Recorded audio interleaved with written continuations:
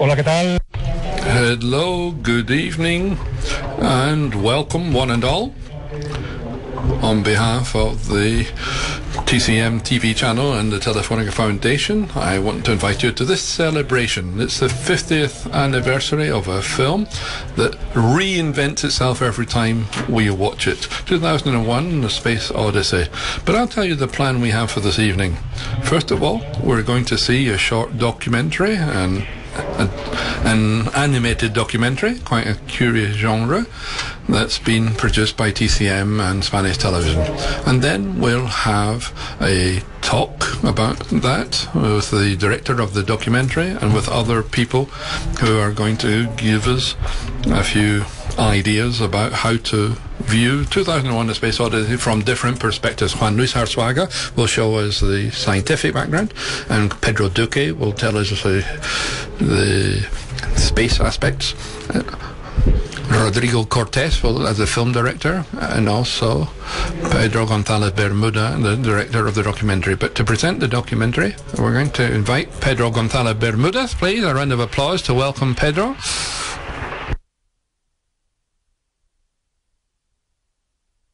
Well, this is an animated documentary. What are we going to be watching? I want to thank the TCM TV channel, first of all, for supporting projects of this type, which are so special from our perspective. Remaking a film of this type on the screen. This is a legendary interview in Playboy with Stanley Kubrick after the premiere of 2001 The Space Odyssey. And they were trying to ask him about what was the significance and transcendence of the film. That's how the interview started. And they ended up talking about these thoughts, philosophies, and the metaphysical ideas that the US director was thinking about in that film. And we want to try to express those thoughts in film, and it was impossible to do in real images to reproduce Kubrick's face, so we decided to go for an artistic approach of cartoons. But we've got Keir Dullea, who's here, who's been wonderful to work with him. He's also authenticated our work. My thanks to him for his wonderful contribution. And we've got a wonderful group of artists in different disciplines, 2D, 3D animation, stop motion, all sorts of techniques. That's a whole ecosystem which I hope we'll like. It's a very personal approach to this film, and it's up to you to decide whether we've respected the work of the artist, of the original director, and I hope I haven't put my foot in it, and it's done that Kubrick doesn't deserve. And in this animated documentary, the voice of Stanley Kubrick is voiced by Keir Dullea, who's also the star of 2001 A Space Odyssey.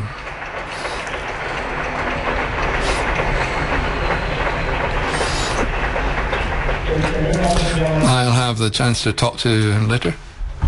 You want to explain to... I'm hearing the translation from the Spanish. Okay, so we can ask in English. Oh, well, that's good. That helps. What was like playing Stanley Kubrick in this film?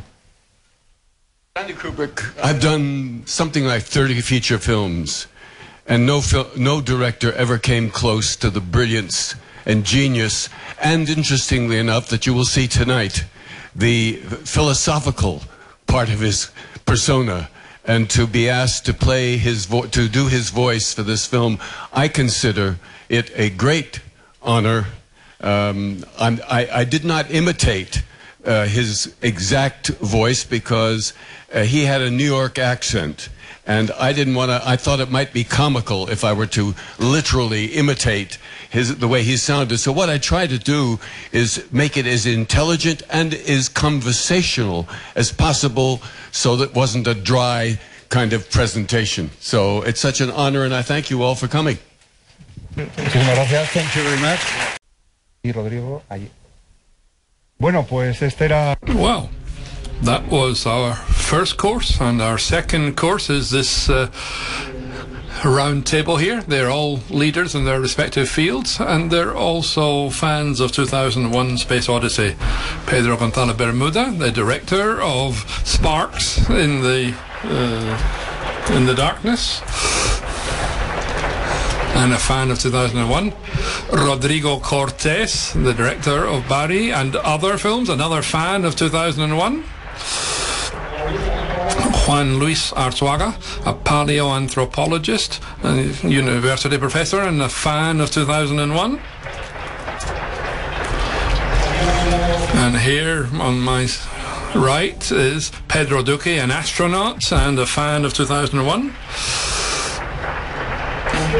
And in the centre, someone, you might want to correct me, but I think he's the only person in the room who met Stanley Kubrick in person and who was on the set of 2001 and Odyssey, Space Odyssey, so Keir Dullea.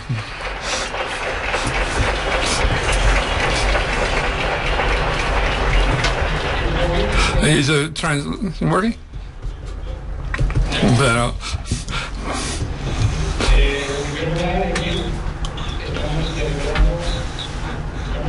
But, first of all, we're celebrating the 50th anniversary of this legendary film, but when it premiered, this film was not such a great success. How do you remember the night of the premiere of 2001 Space Odyssey? Well, I was overwhelmed. You know, you're in this kind of a film where so many of the effects were done after I was finished. For example, my journey through time and space before arriving in that strange room, that was all added later. I was just up on a platform with a camera right here, and Stanley Kubrick played a piece of music by Vaughan Williams called the Antarctica Suite. You know, they used to do that in the days of silent films, but with 2001, there's hardly any dialogue, so he could use music to put us in the mood. And so when I saw the film for the first time, I was blown away by what I was surrounded by. And I don't know why it should surprise me, because I was aware every moment on working with this film that I was dealing with a genius of a filmmaker, and a genius in terms of his philosophy. Hoy al mediodía hemos estado. At lunchtime today, we had an opportunity to talk together. Keir's been telling us lots of stories about the shooting, and one of the things that I remember is that during his life he's met a lot of astronauts, and lots of astronauts have asked Keir or told him rather, that they're astronauts because of seeing that film. I wonder if Pedro Duque is also influenced by 2001 A Space Odyssey. When did you see it? And my third question is what we see in the film, is that real? Is space like that, or much more mundane? Yes, I saw it, certainly, a long time ago. I was very young. We're talking about dates and so on. I was 5 years old when it was premiere. I didn't see it when I was only 5, but a few years later, maybe around 20, I saw it and I was greatly impacted by it. I read the book first to understand it a bit better, because someone told me it was a bit hard to grasp. And among lots of other things that influenced me and many other people, as Keir too, who's met many US astronauts who said the same thing, that the film influenced them. So it was certainly very important. And much, much later on, when I was working in orbital mechanics, we had a few enthusiasts who would watch the film 2001 A Space Odyssey every other month and would find other reasons to be no, that planet couldn't possibly have been there, or that shadow's in the wrong place.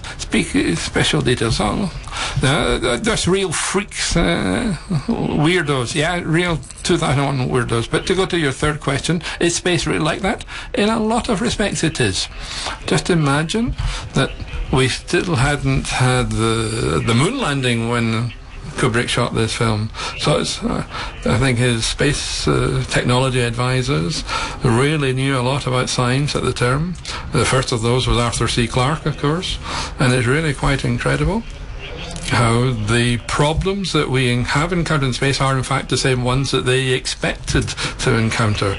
I hope the engineering will reach the situation to achieve the level of fantasy that Kubrick managed to create in that spacecraft. We haven't done it yet. The only thing they didn't get right were the Velcro fashion shoes. No, everything else was perfect. Luis Arzuaga is one of the directors of the archaeological dig in Atapuerca, and over lunch he said he was impressed by the very good film, but it's all a lie. All of it is from a scientific perspective. The whole of the first part is wrong. Yeah, but it's still fascinating. A film is not a scientific documentary. If the story is good, and that's what's important, and I decided that a long time ago, not to analyse something critically. I don't analyse historic films and try to look at a detail of the Empress's earring to see whether it corresponds to the time of that particular empire, because that takes your mind away from the story. Excessive rigour leads to that rigor mortis that is so paralysing in art and leads to death. No, I don't think that's so important, really, because at the end of the day, the first part of the film, certainly, that's the one that affects me most directly, is in fact very faithful to the scientific thinking of its day. But what has happened has been a change in scientific thinking. So the film is now out of date in that sense. When the film was premiered, it was fashionable in the world of prehistory to believe in the theory of the origins of human life, and that was the hunter hypothesis. And that hypothesis was a theory that had been proposed by Raymond Dart, the scientist, who discovered the first type of man that was presented in that early state part of the film. And the theory that he defended was that what made us evolve into human beings was the drive or learning to survive by killing others. In other words, we became the murderous ape.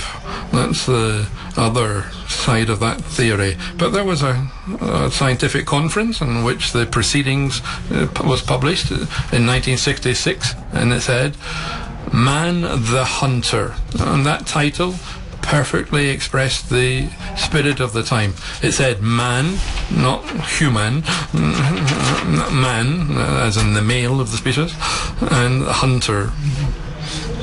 So the vision that we had at the time was that the human vision had been led by men, by the males of the species to begin with, and that there had been the hunting, the taste of blood, the pleasure of hunting that had led to the development of intelligence. And on top of that, it said that we had, as part of our evolutionary genetic heritage, we were still killers, both hunters and killers. And that's what the first part of the film reflects. The idea that is embodied there is conveying those apes as the rulers of death, how to kill another species and become a hunter, and at the same time the idea of how to eliminate their enemies, both hunter and killer. So that is the spirit of the age. That scientific idea at that time was defended in many, many areas of science, but without going into great detail. Perhaps those most interested in the subject will be familiar with a book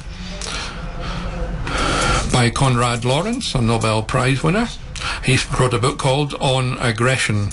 It's a very influential book, so there are scientific works published by Nobel Prize winners that emphasize that idea, that humankind monkeys, apes are vegetarian and peace-loving, but there are some that could deviate from that peaceful vegetarian lifestyle and become a murderer. And I'll conclude by saying that 1968 is a time of great change in history, when the Tet offensive was underway in Vietnam, and then Stanley Kubrick would make his own film many years later, Full Metal Jacket. Full Metal Jacket talks about that Tet offensive in the Vietnam War, which occurred in '68, the year in which the film premiered. That was happening, and the May demonstrations of 1968 in Paris were taking place. The Russian army was invading Czechoslovakia in 1968, and here in Spain we had the first terrorist attack by ETA. All these elements of violence and form the scenario, form the backdrop of this, and this seems to make sense, that we are the murderous race, we are the assassins of the world, and this is what the film is trying to show. And also what the philosophy of Kubrick also leads to some idealists like Kubrick who try to see a different future, a brighter future for humankind. And that also gives rise to the anti-violence movements, the hippie movement. In that reaction, there was also a New Age movement, and those reactions included visionaries like Kubrick, who tried to find a ray of hope for mankind, or recognizing that her evolutionary heritage, because that's already included in the film, it's the start of the film, but he places his hope in a better future, and they're striving for that hope in the stars, and to cut it short. And that's the context in which this film makes more sense. And when we saw it in that time, and when we see it on television now, we're at the same time as we saw the Russian tanks crushing the desire of hope in the spring and revolution in Prague, and also the offensive in Vietnam and the terrorist attacks in Spain, and also the intellectual upheavals in the universities of Paris. While all these things were going on, this film was created. So it's full of symbolism. It reflects perfectly the spirit of that age. It encapsulates 1968, that spirit of uncertainty, the end of one period, the beginning of another, and a period in which mankind is ready to leave the planet Earth and emerge from the orbit of Earth for the first time. But in 1968 there was also one very important phenomenon that occurred, namely that the moon landing was in '69, but in 1968 a spaceship went behind the moon and came back, and that was a dress rehearsal for the moon landing. And the Earth was seen, the Earth rising, flying in space behind the moon. It was the first time that man saw the Earth as it emerged above the horizon of the moon. And that image of the astronauts that they are seeing their planet for the first time in its entirety. And for many people, this is the first image, the birth of our planetary awareness. Lots and lots of things going on.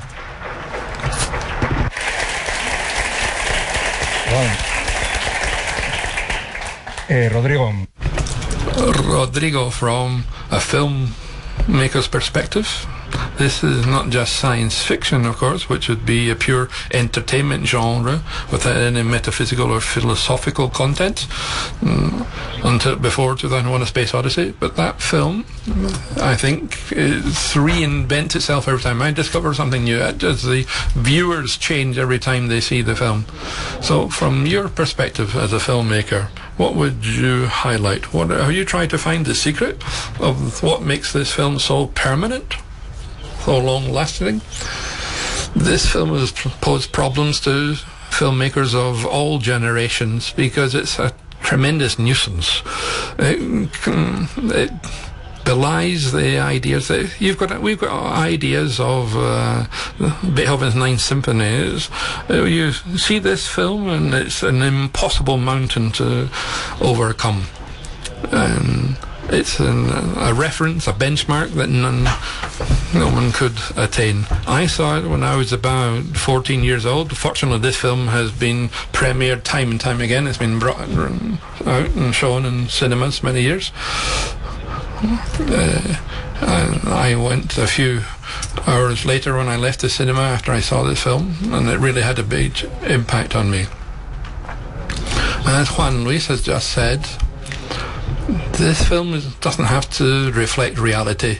That's not the responsibility of filmmakers. By definition, filmmakers are liars, and films are the art of lying.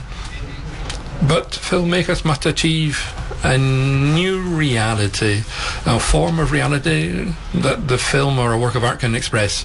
It's a metaphorical canvas in which to express other things, other realities. And the most important thing about 2001, something that I saw as I saw the film time and time again, is that, as you say, it reinvents itself and it sheds its own time references, and it's always up to date. It's always dialoguing with the present and dialoguing with society. And when it confronts ideological certainties or scientific certainties, the film is still active. It continues to have that constant dialogue of trying to give answers.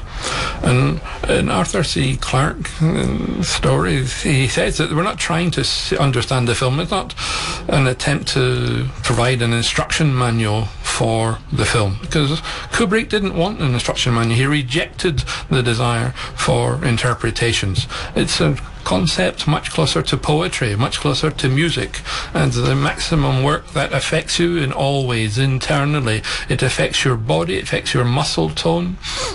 And at the end of the film, someone asks you, what have you seen? And the answer is always, I don't know, I don't care.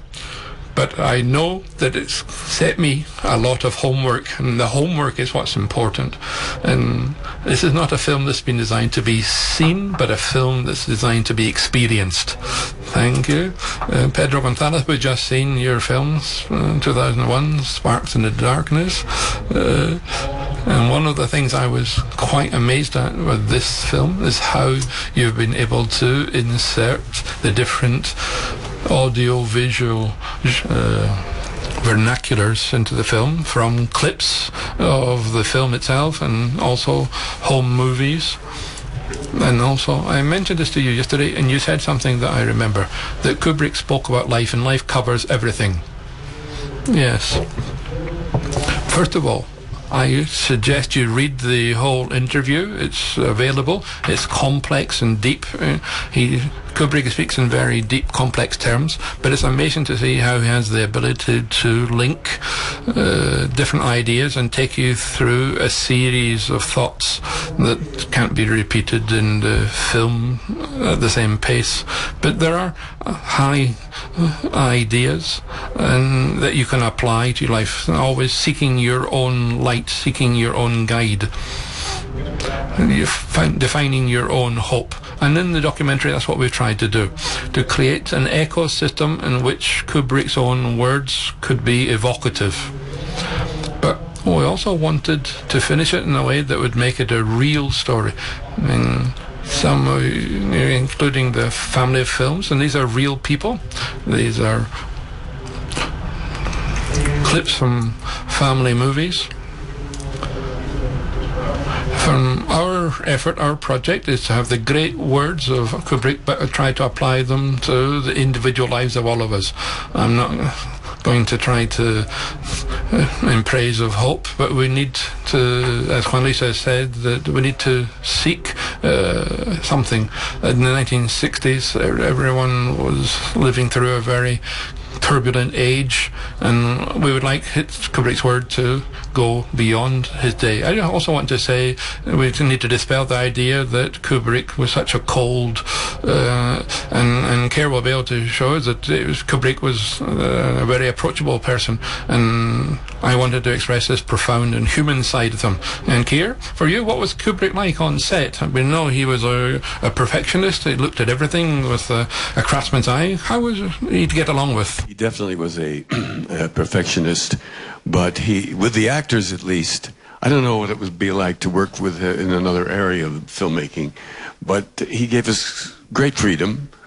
You never felt you couldn't suggest something. He was open to hearings. Didn't necessarily mean he used them, but he listened. He didn't make you feel foolish for suggesting anything, and he never raised his voice. I loved working with this man. It was an extraordinary experience. I might just mention parenthetically that there was a sort of race going on between NASA and Kubrick, in the sense that he wanted to make sure that the film was finished before anyone reached the moon, because if they got there first and they found that something he had done was really wrong, he would feel not very good about that. So there was a real race going on, and I think he won the race. Podéis preguntar a Keir, podéis hablar entre vosotros. You can ask each other if you want. Juan Luis, feel free. I would ask about Clark. I'm very interested about Clark. I understand that the one that makes the film is Kubrick, and he's the author of the film. Was Clark around? Was. The majority of their work, no, I shouldn't say the majority of their work, but a great part of their work happened before I arrived, for 2 years before, starting early in 1964. And they worked very heavily together, and they were sometimes disagreeing, but basically they had great mutual respect for each other. And of course, the germ of the idea of 2001 was a short story which I read when I was 13 years old. It appeared in a collection of the best science fiction of 1951 or 2, I don't remember. There would be a volume every year where they would take the best stories that appeared in the science fiction magazines of the day, and that was one. It was called The Sentinel. And when I was sent the script, before arriving in London to shoot the film, when I was sent the script, I said, something is familiar about this, and then it hit me. It was that I had read this short story when I was 13 years old. Anyway, but yes, Arthur C. Clarke was around, and he didn't really give us any direction. He left that up to Stanley, but it was an honor meeting him. Y deben de ser todos muy jóvenes. And they must all have been very young, of course, tremendously young. How old was Kubrick in '68? Let's see. He was 70 when he passed away. When Eyes Wide Shut, I think that was either 2000 or the year 2001. I'm trying to remember exactly, approximately. Alguien que mire IMDb por ahí. So my math isn't that great, but I think he was. We'll look up IMDb. He was about 8 or 9 years older than I was, I think, only. You know, he was what do they call it? Enfant terrible. You know, he started making. He worked at the age of 16 years old. There was a magazine almost as well known as Life magazine. I don't know how many of you remember. There was a very important American magazine called Life magazine. There was another magazine called Look magazine, which was almost as popular. And when he was still in high school, Look magazine hired him as a still photographer. And that was the beginning of his career. I don't believe he even finished college. He was a chess hustler in Washington Square in Greenwich Village. And he had a lot of talents that people don't know about. He gambled a bit. He loved to play poker. And in the days when he was not making a lot of money, he was in Los Angeles, he would play poker and not bet too highly, and was very selective, and he never lost out. He always made something every time he played poker. He was an extraordinary individual, and you could catch his attention at any moment. If somebody came on with a new kind of 35mm camera I've forgotten to make, he stopped for a moment. We didn't continue shooting. He wanted to examine this camera that someone had brought on the set. And but he was a perfectionist. The first day of shooting, we were in the centrifuge, the big wheel that created the artificial gravity for the crew members, and we hadn't shot anything yet. And he noticed our shoes, and he didn't like them. So we didn't shoot. They went out and had to make new shoes very quickly. Eso, Rodrigo, ahora sería imposible, ¿no? En una película. That would be impossible now, wouldn't it? No. It's a Nolan film. We had a private screening. I attended a private screening just a couple of days ago of the film you've just seen, and having seen it again, I could now kind of be more objective, not worry about how I was coming across, because there is a tendency to kind of just watch your own performance. Today I was able to sit back and watch this film and let it happen to me, and I found it extremely moving. I was very moved. I thought it's a wonderful film you made. Truly.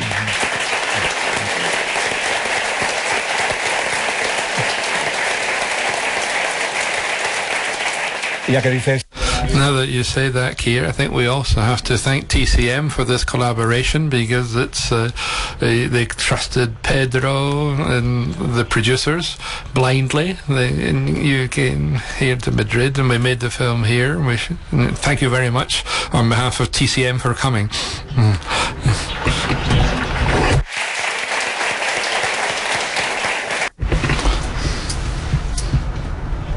Shall I do it in English or in Spanish? There's translation from it. Whoever. Is he Spanish or American or Irish? I thought maybe he was Irish. Anyway, he's very good. Scottish. Yeah, he does have a kind of a Scottish accent. You're right. Anyway. Lo reconozco. Yes, you're right. I'm Scottish. I'm Scottish. Yes, I'm Scottish. Film things in space, you need to float, and of course in different times there are different tricks that are used to it. So I suppose you were hanging from some ropes if you were supposed to float? Well, the most dramatic, physically, the most dramatic scene was when Hal won't let me in. He doesn't open the pod bay doors. So I have to, using explosive bolts, go into an emergency airlock.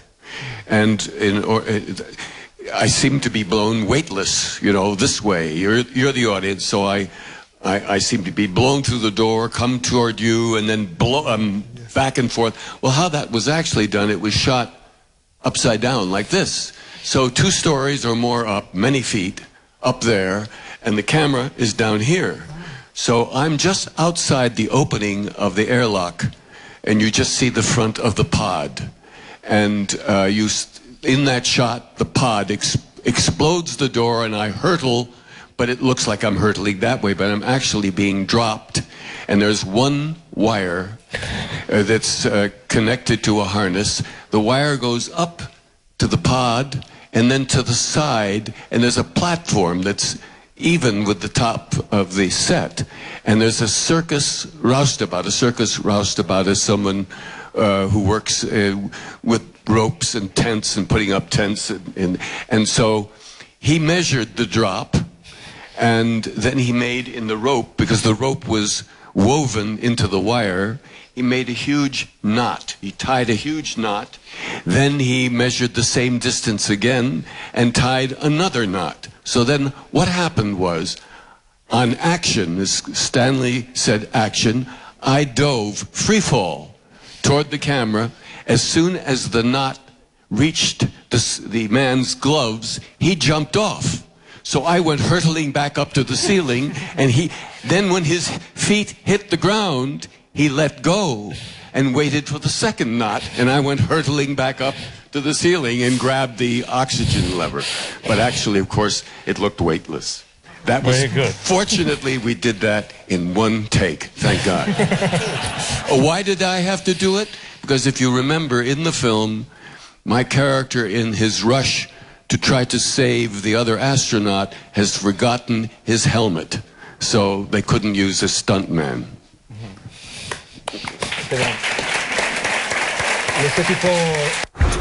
And that kind of techniques is used for training astronauts nowadays, or not?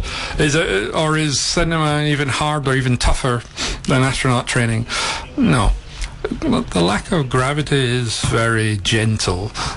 What you have to do whatever you need to do, in the gravity field in Earth, it's very hard. It's tough to do things. But in space, things are a lot easier. I was always going to ask Keir for this. I seen on the internet and so on that how often have there been planes simulating the lack of gravity in a parabolic flight over 22 seconds. And in Apollo 13, this experience, I don't imagine that there were any really, even any attempt to try to simulate that in 2001. But in parabolic flight, those are one of the options. In life, there aren't very many other options. Physics prevent us from eliminating gravity. Some people think that it's possible, that there's a room where you can sort of push a button and gravity will disappear. No, but that's not a reality yet.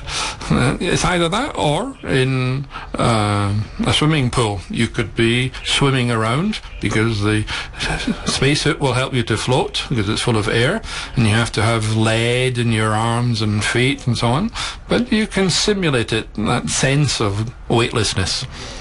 And Rodrigo, you mentioned Chris Nolan. Do you think that there have been any heirs of Stanley Kubrick? There have been many films of science fiction that have been more metaphysical and philosophical, but has there been any continuity in the world of films? Or do you think that Kubrick could be considered to have an heir? Beethoven never had an heir, so we could say the same of Kubrick. But some people have tried to follow in his steps. Perhaps Chris Nolan has tried to follow in Kubrick's footsteps. But thinking Pedro, I think we can say that Kubrick made very moving films. His fame is that he was a very cold director. He didn't use emotions cheaply, that's true. But his films are very thrilling, are very moving. When a character in one of Kubrick's films cries, the spectator cries too. And he achieves a dimension that is quite pessimistic, but it's not.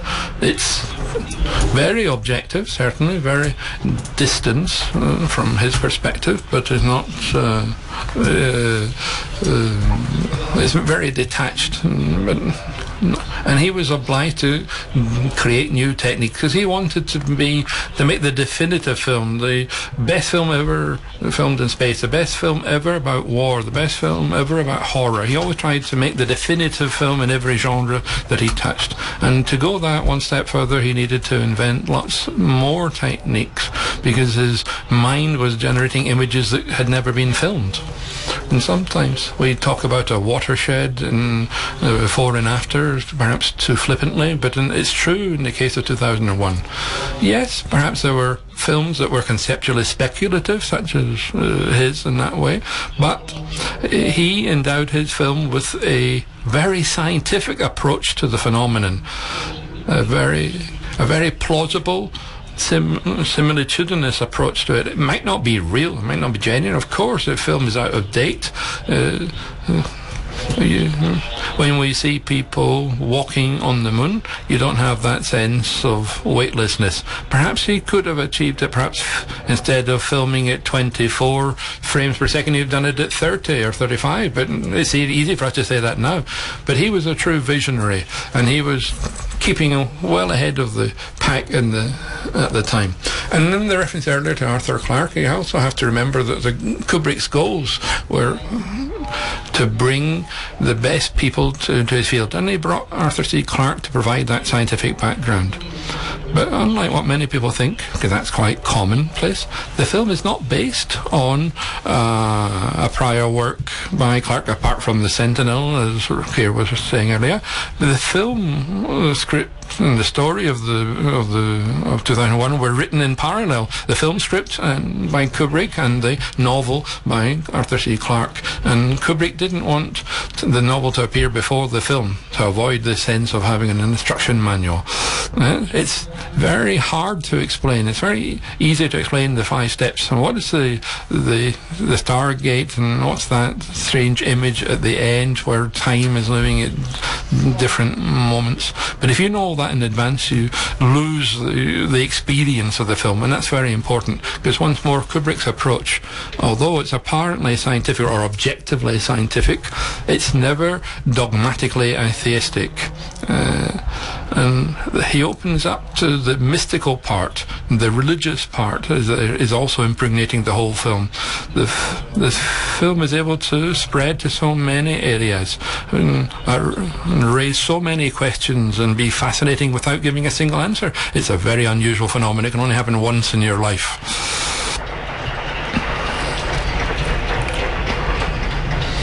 Juan Luis, for many, many years now, you've been studying human evolution and participating in the dig every summer and finding more and more bones. But you leave all that, and Kubrick depicts all of that in a second and a half. It must be very frustrating. No, not at all, not at all. And that doesn't really overlap with what I do, because I'm sorry, but I disagree slightly. I think that Kubrick, his mystical and metaphysical aspects, is all of Clarke's contributions, and I'm not just from the Sentinel, but from the idea that the idea is the best science fiction. Well, it's also a film about the end of infancy. Before, we were saying before that you had read the story, right? The end of childhood. Yes. Childhood's end. Yes, childhood's end, because all of the keys are in that story, and that's what were developed, and the rest, that's what Clarke's going to develop in the rest of his career. All of his thoughts are in childhood's end.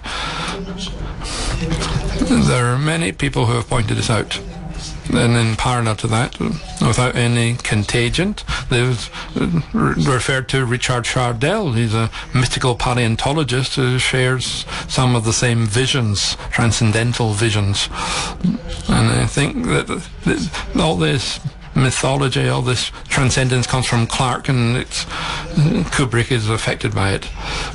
But these are the ideas are promoted by those who have not renounced some kind of faith, whether it's a faith in science or some other faith. And this includes Arthur C. Clarke and the hope for redemption of mankind in some way. That's what I tag as something marvelous is going to happen. For the audience who want to think of it, the vision of life is similar, closer. It's more similar to a very beautiful and very sad text by Pio Baroja, the sentimental elegy for the accordion. You can hear Pio Baroja reading part of that on YouTube if you want to look for it. And I think people who are hopeless, despairing individuals who are hopeless and stuck on their plot of land and digging, eking out a life in their small farms or homesteads. This more grandiloquent interpretation is pure reinterpretation of Christianity. It's the sense of the hope that something will redeem us. I think that this is all Clarke's ideas. It's certainly very poetic. Of course, it's lyrical, it's beautiful, it's attractive. Some people will go for it, but at the end of the day, it's a different vision. And you can see it in some places, that tick, that mania that you can see in many people that have these beliefs, these transcendental beliefs, for example, that you can beat death. The sentence that Kubrick says that that death is a disease is wrong. Death is not a disease that can be cured, like, for example, a flu. There are no antibiotics. The flu is not cured with antibiotics either, but there is no cure for death. And that idea that we can be part of something bigger, and I'm not meaning the Real Madrid or something like that, the idea to belong to something that goes beyond us, that has more life than ourselves, and that incorporates one generation after another, something that is bigger, a cause, a mission. That is what Clarke believes, and each one has his or her own fashion or way of transcending. I have, for example, when I climb a mountain and I see the trees and the landscape, that is my understanding of transcendental character, that the woods are going to be there when I die. But Clarke's idea is a religious transcendence, and that is in Clarke, and that is adopted by Kubrick afterwards, but is already developed in Clarke many years before the film was shot. But I have more Pio Baroja's vision of life, more sentimental in some way. That is a feeling. It is the joy of feeling sad. Wilde used to say that it was the joy of being sad. That is a mixture, a combination that human beings have, but in my case it is very far away from the big cosmic views that Arthur Clarke is so fond of. But of course that is also beautiful. And it is also great. It has its own greatness, but it is just a different perspective. And I believe that that is Clarke. Rodrigo, he's mentioned you, so if you want to answer. It wouldn't make sense to turn this into a debate, and neither of us is Kubrick, and so it makes no sense for the time being. No, and in my presentation I was not talking about the origin of ideas. It is irrelevant for me as a viewer. I mean what I see in the film and the way the film affects you. And that's what I wanted to highlight, that absence of a prescription.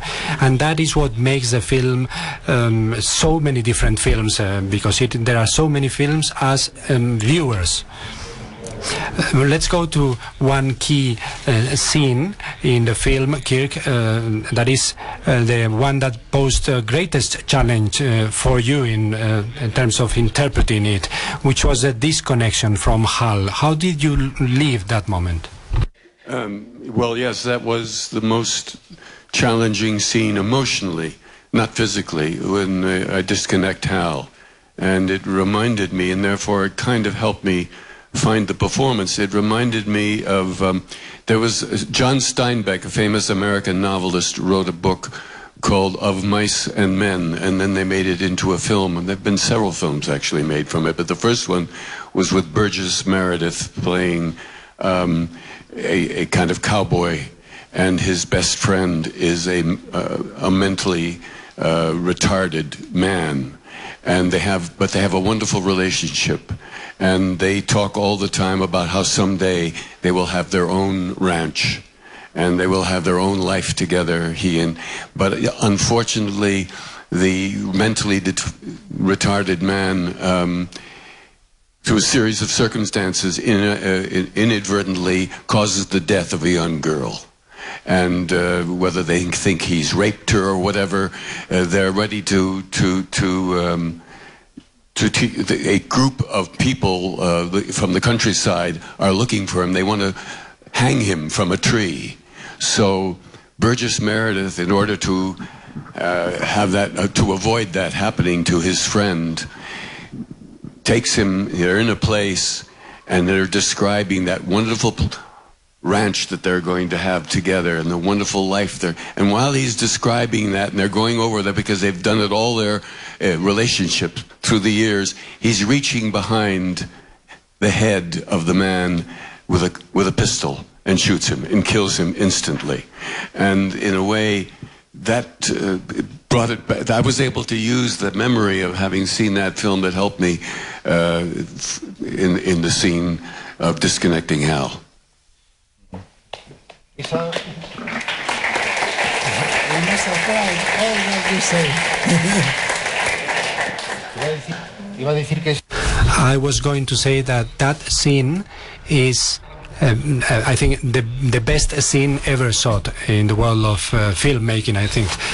And there is an internal pace, an internal rhythm that is only a genius is able to shoot. Apart from the technical part, we are not going to go into that. It shows a cold being that we have seen as robotic and personal, and it humanizes him.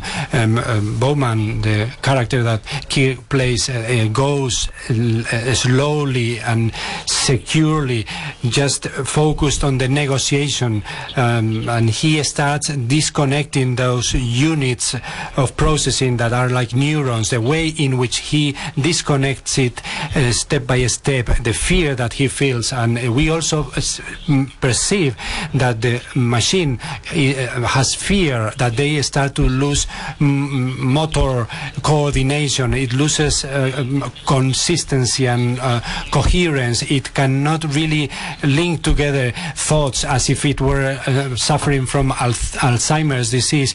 It would be really like going back to the memories of childhood. That is really overwhelming, and that's why it is surprising to hear people talk about Kubrick as if he were a cold filmmaker, because that is a very pure way of filming, without concessions, without being patronizing with the viewer. Is really amazing. Hal is one of the main characters. It is a computer. It only has a voice, a very peculiar kind of voice.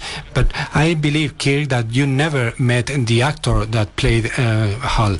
In the discussion of the film, we must give credit to the extraordinary job that Douglas Rains was the voice. He was a Canadian actor. More than a Canadian actor, he was mostly well known for being the Laurence Olivier of Canada, and did all the major Shakespearean roles in Stratford, Canada, from Hamlet to King Lear and everything in between. So that's how he was known.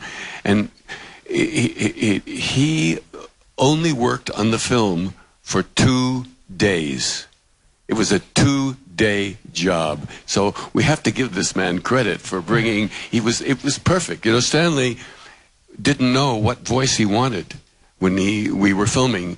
So he said, I'll worry about it after post-production. First he was going to use Martin Balsam, who was a well-known actor, film actor at the time, and then he had a British actor for 1 week, and he let that go. He said, no, it's too British. I'll worry about it in post-production, which is what he waited. He waited till his principal photography was over. So he turned to his assistant director. His name was Derek Cracknell, and he said, Derek, you do the voice of Hal. And this was the voice of Hal for us, the actors. Oh, I can't do that. It was all like this, you know, a Cockney accent. It was a little like working with Michael Caine, you know what I mean? Yeah, it was all like that. That was the voice of Hal for us.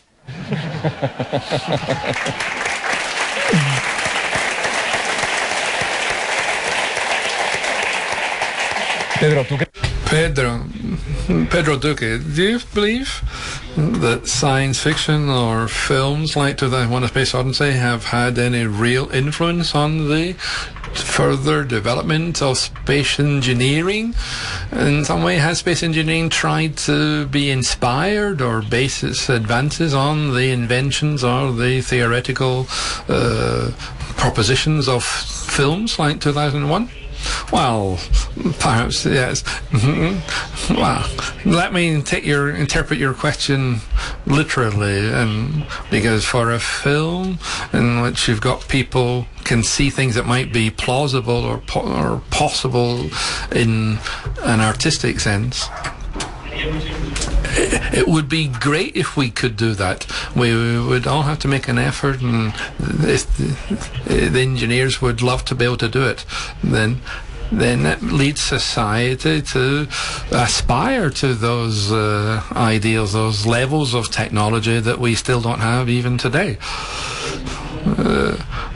It inspires people, it inspires engineers, it inspires young people to study other aspects. And there are other things. For example, Arthur Clarke is a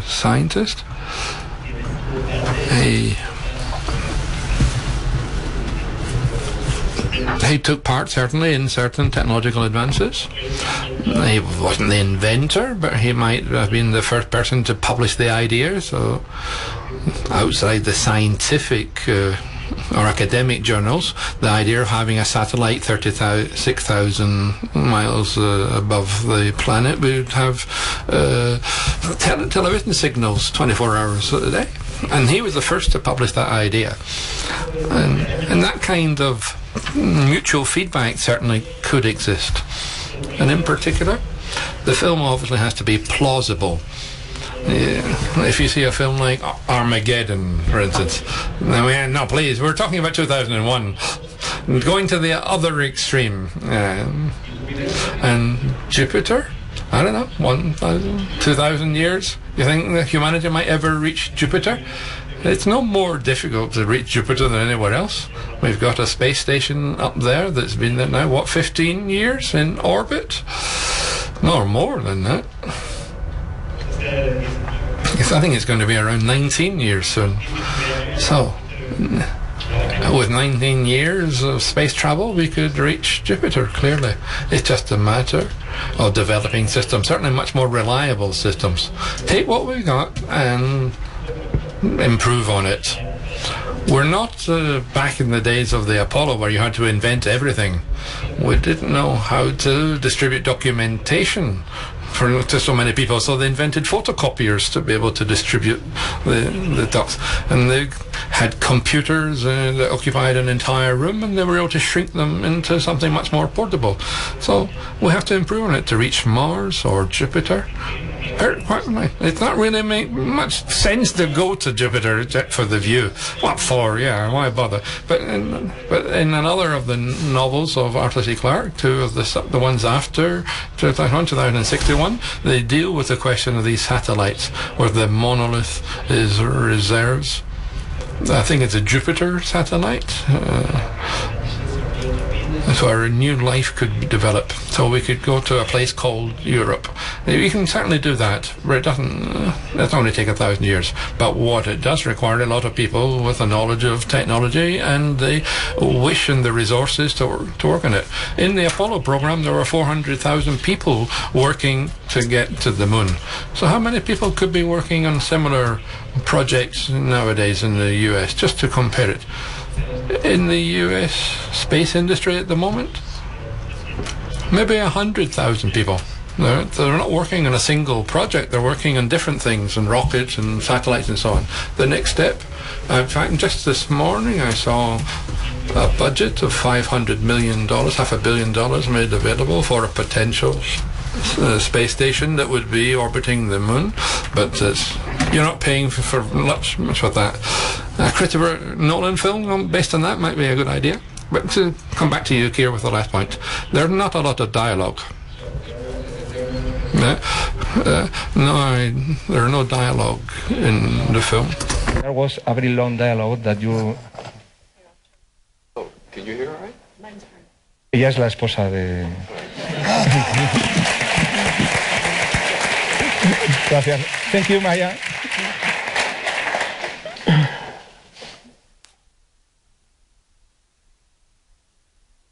And we're back on? Yes. My question was that in the film, as you mentioned, there's much dialogue, and you said that from the actor's perspective, it wasn't much of a challenge in terms of dialogue.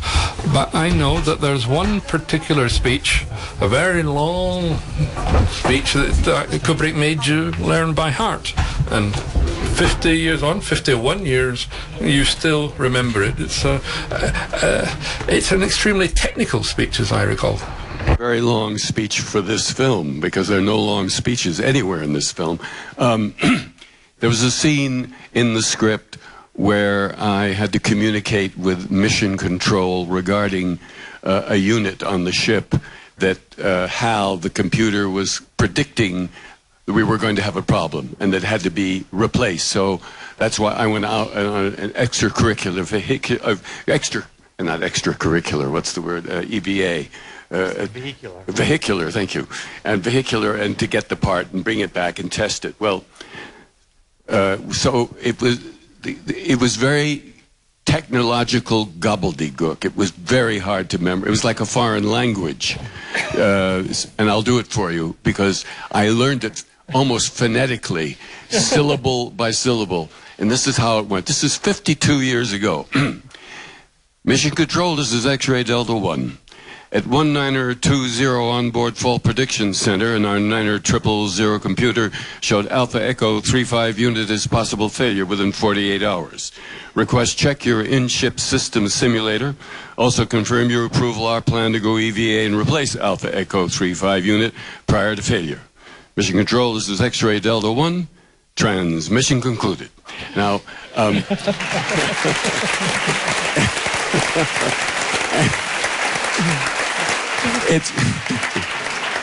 it's not in the film because when Stanley Kubrick was editing it, he decided it was redundant. It was too much like another scene where Mission Control is talking to us, so it was cut from the film.